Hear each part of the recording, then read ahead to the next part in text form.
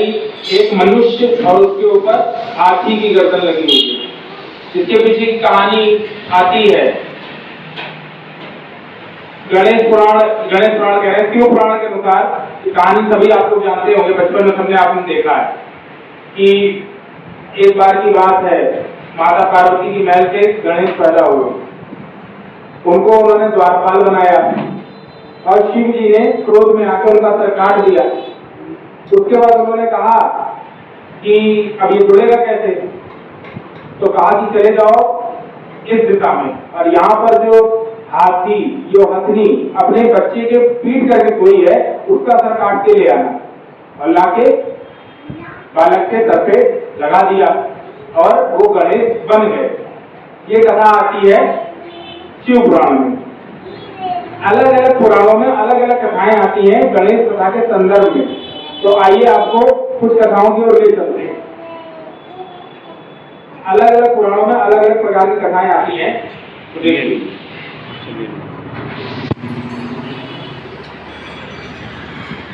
मत्स्य पुराण के अनुसार पार्वती जी ने अपने शरीर के मैल से एक मूर्ति बनाई और उस मूर्ति में प्राण भरकर उसे जीवित कर दिया और वो हाथी का सर के गणेश हो गए।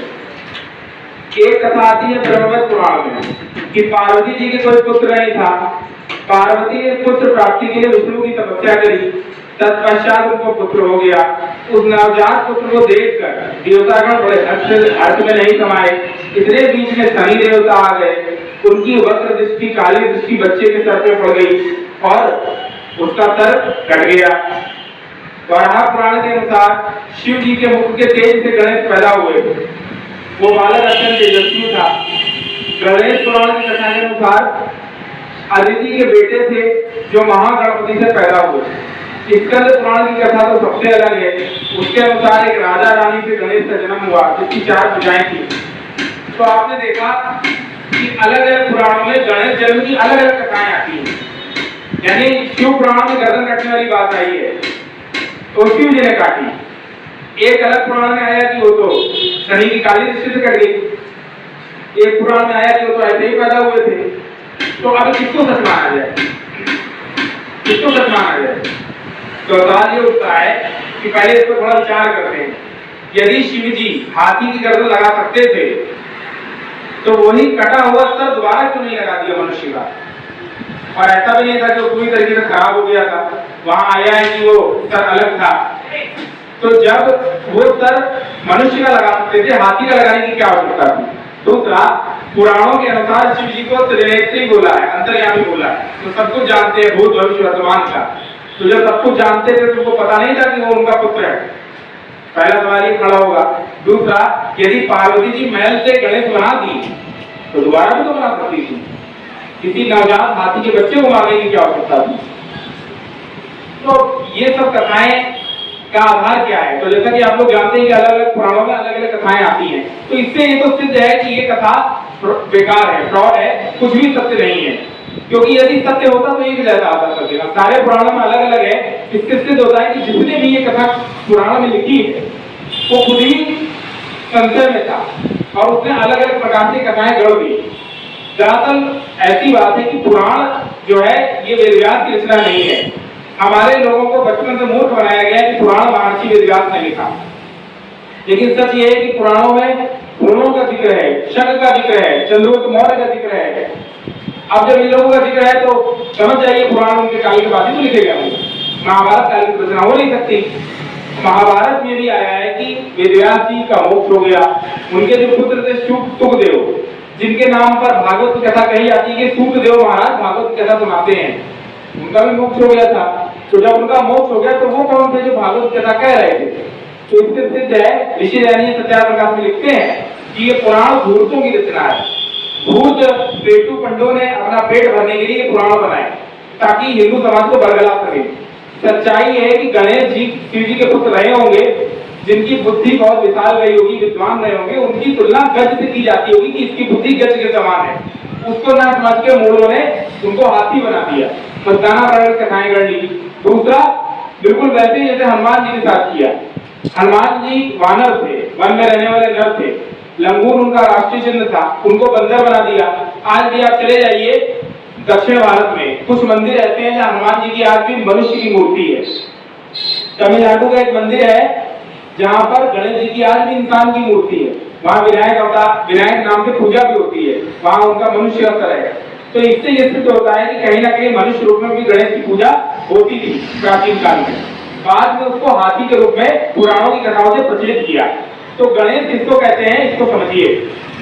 महर्षि दयानंद सरस्वती जी सत्याग्रह प्रकाश के, बेटा बैठ जाओ, सत्याग्रह प्रकाश के प्रथम कमलास में लिखते हैं, हमारी मत रहने दीजिए, बैठ। प्रथम कमलास में लिखते हैं कि गणेश शब्द का अर्थ होता है जो सभी गणों का ईश हो, पति हो। जितने भी गण हैं आपके, चाहे पशु पक्षी चाहे मनुष्य, इन सबका जो पति है, स्वामी है, वो गणपति है। तो वो परमात्मा है जो निराकार है, जिसके बारे में वेद कहता है एकम सत विप्रा बहुधा वदन्ति। वो परमात्मा एक है, विद्वान लोग उसको अलग अलग नामों से पुकारते हैं। जैसे ओम प्रकाश जी हैं तो इनका नाम ओम प्रकाश है, लेकिन किन्हीं के पुत्र कहलाएंगे, किन्हीं के पति कहलाएंगे, किन्हीं के भाई कहलाएंगे। तो इनके नाम इनके कला कौशल के अनुसार, इनके कार्य के अनुसार अलग अलग है। वैसे ही वो परमात्मा जो सृष्टि की रचना करते हैं तो उनको ब्रह्मा बोलते हैं। जब वो सृष्टि में व्यापक है, व्याप्त है, इसलिए विष्णु है। वो संहार करते हैं जब ये सृष्टि पूरी बंद होती है, यानी चल जाती है पूरी 4032 करोड़ तक, तब परमात्मा इसका प्रलय करता है और वापस इसको सूक्ष्म अपने तत्वों में विलीन कर देता है। इसलिए परमात्मा को रुद्र कहते हैं, क्योंकि वो संहार करते हैं। परमात्मा कल्याणकारी है, इसलिए परमात्मा ही शिव है। परमात्मा विद्या का दाता है, इसलिए वो सरस्वती है। परमात्मा धन का देने वाला है, इसलिए वो लक्ष्मी है। लेकिन इस बात का ध्यान रखिएगा कि परमात्मा का कोई लिंग नहीं है, वो निराकार है। इसीलिए आप परमात्मा को माता भी बोल सकते हैं, पिता भी बोल सकते हैं। लेकिन यदि आपसे कहें कि राम जी को माता पिता बोल सकते हैं, शिव जी को माता पिता बोल सकते हैं, पिता बोल सकते हैं, नहीं बोल, माता तो नहीं बोल सकते ना। ब्रह्मा जी को माता पिता बोल सकते हैं, नहीं बोल सकते। विष्णु को माता पिता बोल सकते हैं, नहीं, खाली पिता बोलेंगे। उनकी पत्नी को माता बोलेंगे। इससे क्या सिद्ध हुआ कि ये एक समय पर माता पिता नहीं बन सकते। यानी ये सिद्ध हो गया कि जो माता पिता बन सकता है एक समय पे, वो शरीरधारी नहीं होगा। और वो परमात्मा ही निराकार है, जिसको तुम्हें माता पिता तुम्हें बंधु सखा तुम्हें बोला है, वो निराकार ब्रह्म को बोला है। तो इससे ये सिद्ध हुआ कि वेदों के अनुसार ही सबका नामकरण हुआ। प्राचीन काल में वेद के अनुसार ही सबके नाम रखे गए। तो गणेश, चाहे इंद्र, चाहे विष्णु, चाहे ब्रह्मा, चाहे इंद्र, जितने भी हैं, इस नाम के महापुरुष महात्मा ऋषि मुनि मनीषी हुए भारत देश में। महर्षि दयानंद जी लिखते हैं कि श्रेष्ठ यानी तिब्बत का राजा इंद्र था, कैलाश का राजा शिव थे, ये जिसको आप बोलते हैं कैलाश मानसरोवर, इसके राजा विष्णु थे। तो ये सारे जगह पे देवता लोग निवास करते थे। ये भगवान नहीं थे, ये मतलब इनको भगवान औहदे में बोल सकते हैं कि विद्वान की दृष्टि से। बाकी ये परमात्मा नहीं है कायनात को बनाने वाले संसार को, वो निराकार है। जबकि ये लोग भी उसी परमात्मा की पूजा करते थे। आप लोग शिव जी को देखिए, वो ध्यान लगा के बैठे हैं समाधि में, राम जी ध्यान लगा के बैठे हैं समाधि में। ईश्वर ध्यान थोड़ी लगाता है, तो अपना खुद का ध्यान थोड़ी करेगा। तो वो शिव की पत्नी पार्वती जी, उमा थी, उनके पुत्र कार्तिकेय गणेश थे।